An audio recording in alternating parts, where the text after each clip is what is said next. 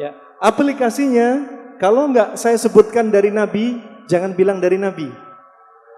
Cukup dari teori klasik dan modern yang kami kompilasi. Ya, kita ingin tahu jadwal organ.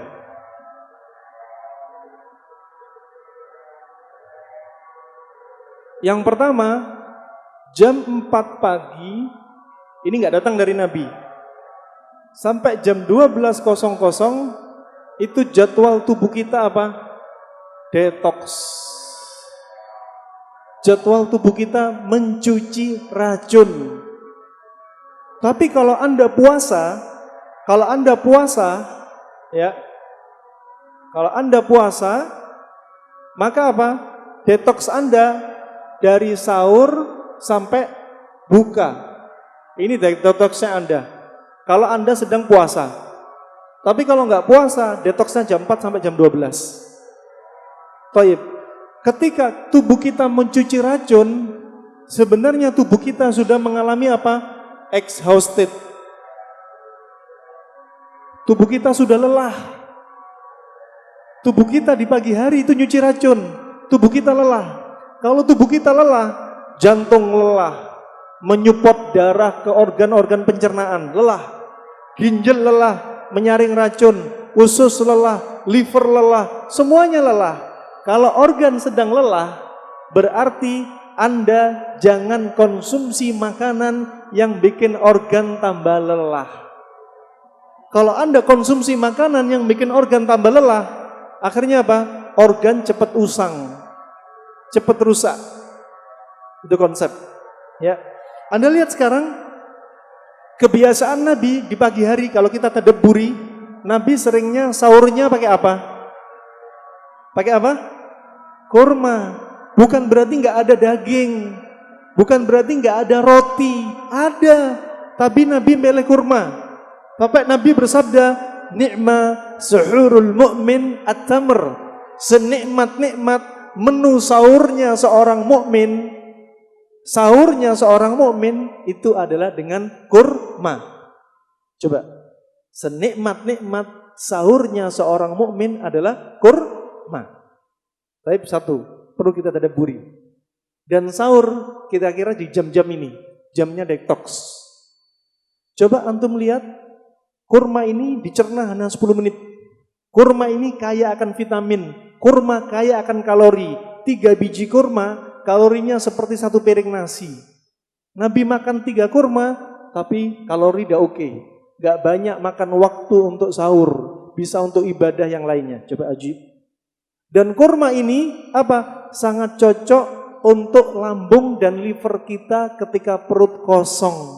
Tidur perut kosong, sahur langsung kurma.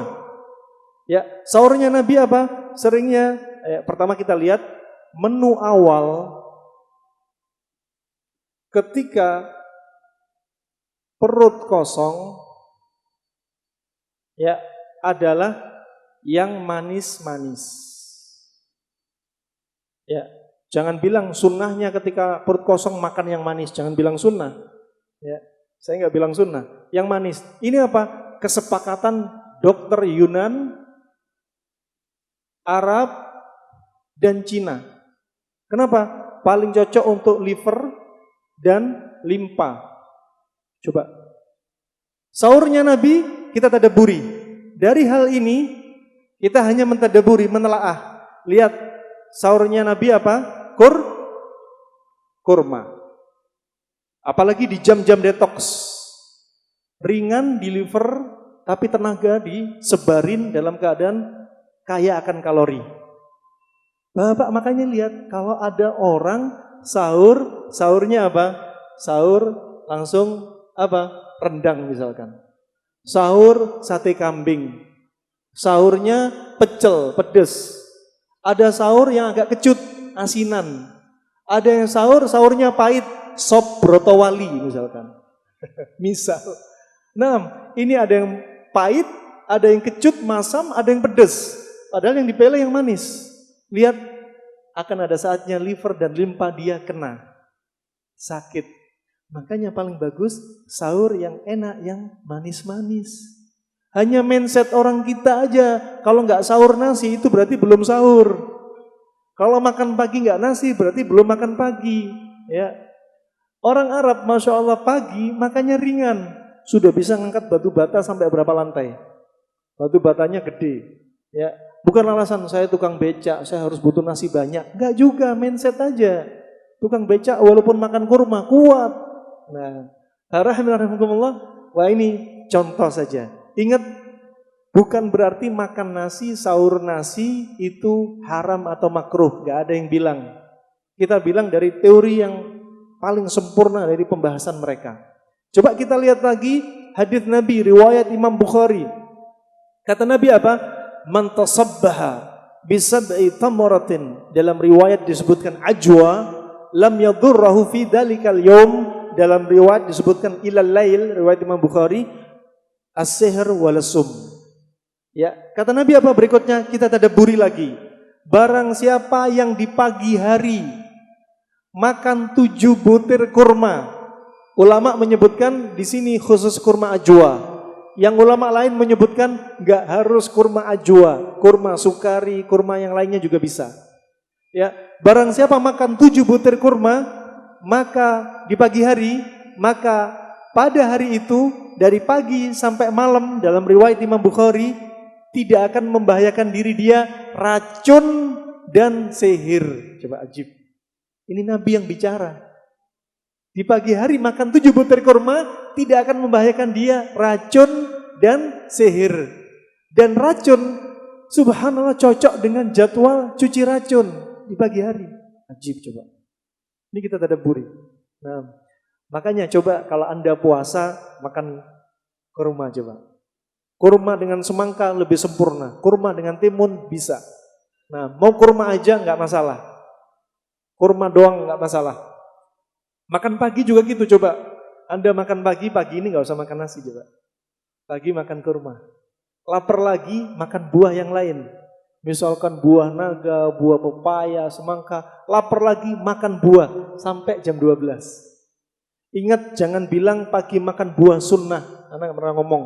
Nanti Anda tanya ke Ustadz. Ustadz, ini Abdurrahman Dhani bilangnya pagi makan sunnahnya makan buah yang manis-manis. Ya, enggak ada, saya nggak ngomong. Ya. Nah, baik, barakallahu fikum. Ya, kemudian lihat ketika puasa Nabi sahurnya kurma, bukanya apa? Buka puasa apa? Kurma. Nabi pilih kurma lagi coba. Kurma itu bayangin dari sahur sampai buka itu butuh waktu 12 jam, 14 jam perut kosong. Dan Nabi pilih kurma. Kurmanya kurma basah. Kalau nggak ada kurma basah, kurma kering. Kalau nggak ada dua-duanya, baru minum air. Di sini kata Syekh Ibnu Utsaimin ada sunnah yang dilupakan kaum muslimin. Dalam hadits Anas bin Malik, Ibnu Abbas dan Aisyah disebutkan karena Nabi SAW yuftiru bitamarat.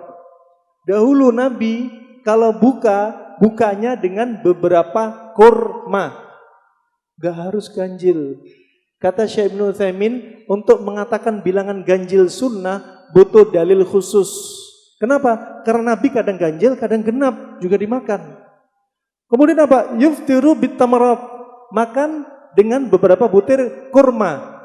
Di situ ada lafaz yang disebutkan apa? Qabla ayyusalliya. Nabi makan kurma sebelum sholat. Jadi habis makan kurma jangan makan nasi, sholat dulu. Jangan bilang yang muadzin, ini kami dari pihak DKM karena kami sedang puasa, antara adzan dan iqamat kasih jarak 15 menit adzan maghrib. Wah, muadzin diatur. Ya, Anda yang sahurnya aja, bukanya jangan lama-lama. Kurma sudah selesai, habis makan kurma ke masjid. Jangan iqamahnya diakhirin, jangan. Bukan dari sunnah. Jadi habis makan kurma ke masjid. Kenapa? Kata Syekh Ibnu Utsaimin diantaranya biar kurma ini mudah dicerna di liver, 10 menit disebarin di tubuh jadi tenaga. Kemudian apa? Antara jarak makan buah kurma dengan makan nasi, makan besar dikasih jarak. Ingat, kasih jarak buah dengan nasi bukan dari sunnah. Tapi dibahas oleh kedokteran Arab klasik hikmahnya. Karena kalau buah dicampur sama nasi, habis kurma langsung nasi, bisa timbul pembusukan di usus. Sama, ambis antum makan nasi, kemudian dessertnya buah, ya sama, juga bikin pembusukan di usus. Sampai para ulama menyebutkan, Anda makan buah setelah makan, seperti Anda mengkonsumsi racun. Oh ini kenapa? Ulama-ulama yang paham teori, ya, yang paham teori. Nah, barakallahu fikum. Sekali lagi untuk mempersingkat waktu, berarti kasih jarak antara buah sama nasi. Bukan dari sunnah, tapi kita hanya tadabburi. Juga Allah berfirman, wa faqihatin mimma yatakhayyarun wa lahmi tayrin mimma yashtahun. Ya, wa faqihatin mimma yatakhayyarun, ya, yatakhayyarun wa lahmi tayrim mimma yashtahun.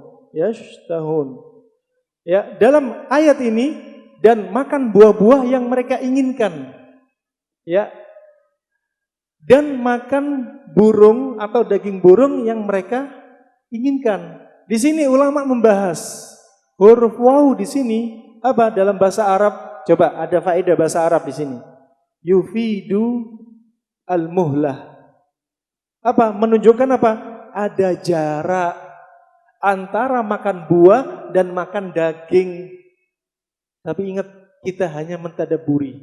Ini bukan dalil sunnah. Nah, sebagian ulama seperti Al-Khattabi mengatakan ini bukan bagian dari sunnah. Tapi apa? Ilmu kedokteran klasik ya menganjurkan seperti demikian. Tapi jangan bilang nisbat sunnah. Subhanallah. Anda lihat kalau ada orang sahur, sahurnya sahur daging, sahur berat. Habis sholat subuh ngapain? Nah, kenapa? Livernya capek. Makanya sahur kurma, enteng, bagi perut enteng, bagi liver enteng, dia semangat. Sahurnya berat, langsung ngantuk. Sahur habis buka juga demikian, habis buka kurma langsung makan nasi, sholat maghrib udah ngantuk. Kenapa? Sudah berat. Nah, barakallahu fikum. Ya, fa ini rahimakumullah jami'an. Fa di pagi hari cari apa berarti? Menu di pagi hari, cari menu yang meringankan apa berarti? Proses detox. Contohnya apa? Buah kurma. Meringankan proses detox. Yang pertama yang manis. Buah yang lainnya seperti sirsa setelahnya enggak mengapa, ya. Mau minum air, mau makan sayur, silahkan. Cari menu makanan yang ringan untuk proses pencernaan dan membantu proses detox. Saat itulah ini resep bagi Anda yang muda, tambah awet muda. Yang tua, tambah awet tua. Ya minimal nggak cepat tua. Nah, ini rahmatullah. Ada seorang ibu-ibu japri. Ustadz, saya ibu-ibu umur 26 tahun. Saya punya 2 anak. Tapi muka saya, muka umur 40 tahun. Apa yang perlu anak lakukan? Dia pola makan 2 bulan. Terus chatting lagi. Alhamdulillah Ustaz, muka saya sudah glowing lagi. Masya Allah.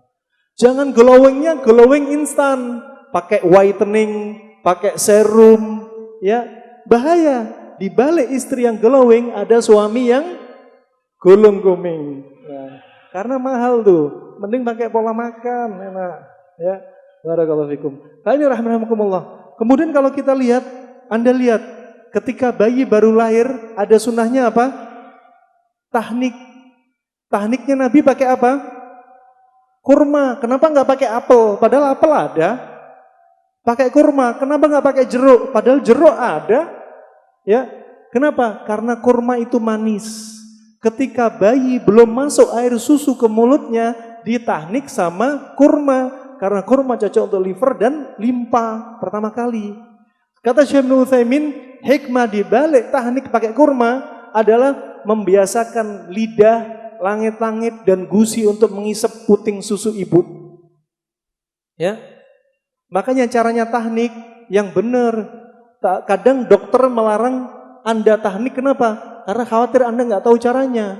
Anda makan 1 biji kurma dimasukin ke mulutnya bayi. Ya kesedak babynya, bisa bahaya. Makanya dokter nggak setuju. Kalau Anda tahu caranya, dibolehin sama dokter. Kunyah, pakai mulut Anda, ambil sedikit aja, ditaruh di langit-langit, di lidah, di gusi, kata Al-Hafidz Ibnu Hajar. Nah, ini pakai kurma. Kenapa? Yang masuk pertama kali liver dan limpa sebelum air susu masuk adalah kurma. Ya, kata Syekh Ibnu Utsaimin, kalau bayi sudah terlanjur minum air susu, nggak ada lagi sunnahnya tahnik. Bisa dipahami? Karena air susu rasanya apa, Bapak-bapak? Asin, terus terang ya, jujur beliau. Nah, ini rahimakumullah jami'an. Ya, ini hikmahnya kalau kita bahas. Ya, dulu ana ketika praktek teori ini tahun 2013. Ana pakai kenapa? Karena ana sudah sempat obesitas. Sakit mah. BAB dalam 1 pekan hanya sekali.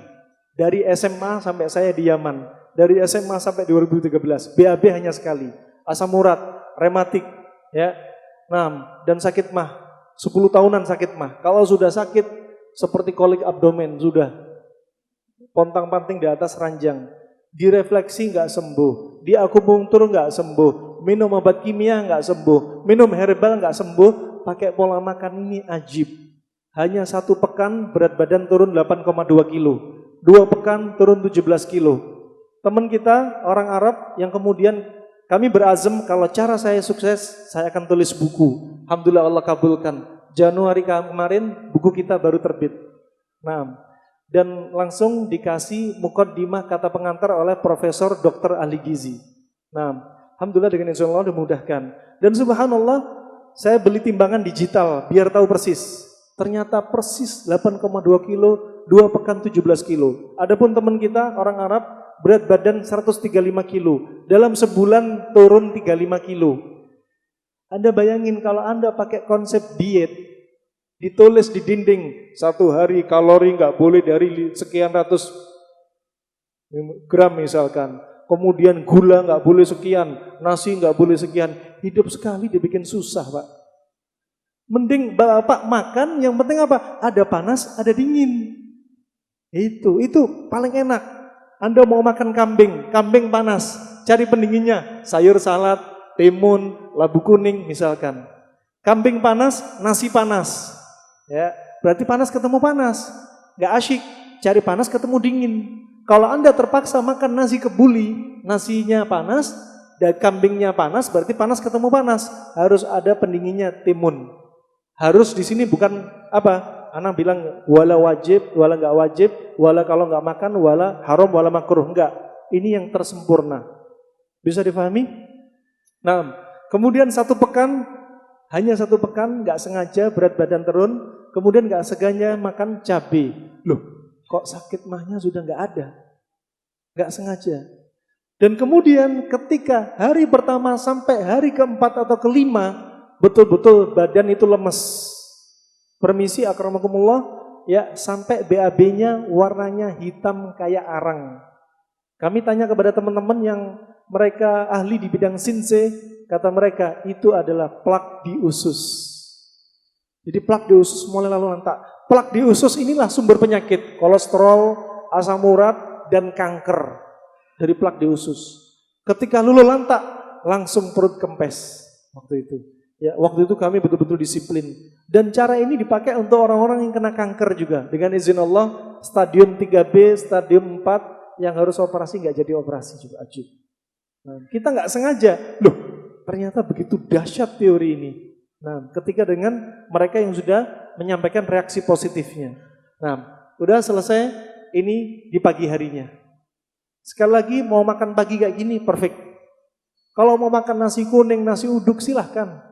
Sekarang buah, besok nasi uduk, nasi kuning, silahkan nggak masalah. Nggak haram, nggak makruh. Ya. Tapi kalau Anda disiplin pakai cara ini, ajib. Anda yang ada yang obesitas, yang perutnya rata-rata nyempluk, ya. Obesitas sentral, dengan izin Allah cepat sekali. Nah, siapa yang disiplin, no cheating, cepat banget. 1 pekan sudah kerasa hasilnya. Kalau 1 pekan hanya turun 1 kilo, 2 kilo, berarti ada cheating-cheating. Nah, belum benar berarti.